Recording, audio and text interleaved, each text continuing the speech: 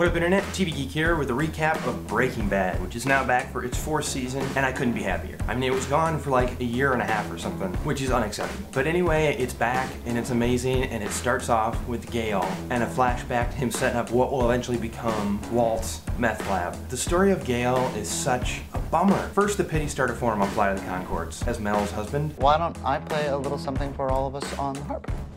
Oh, Doug, no. I felt awful. Then he goes on Damages, and I hated him. Ellen Parsons is getting closer.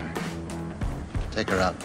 Then he goes on Breaking Bad, and I'm right back to square one, feeling sorry for the guy. You don't have to do this. I feel terrible for him. He convinces El Pollo Loco guy to give Walt the job because he's better. His is the best I've ever seen, hands down. He respects meth, just like Walt. But as he unwraps his presents and he's like kicking the boxes off to the side, oh, and then we see the box cutter. You know who else I feel bad for? Jesse. He said it last season about how the second he meets Walt, all this bad stuff starts happening to him. Ever since I hooked up with the great Heisenberg. And now it's a little scary because he's killed someone in cold blood. It affects him for about an hour, but then he's totally cool at the Denny's. But it took him years to find Gale.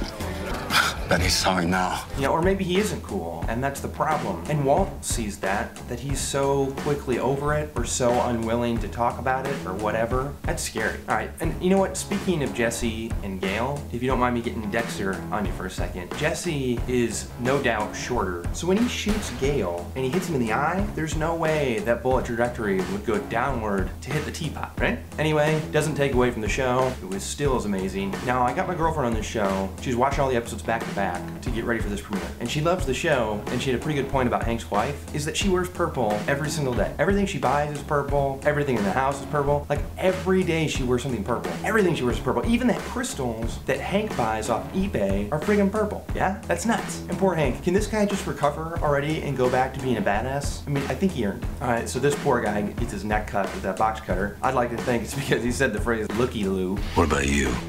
Yeah. So what? Just another looky-loo.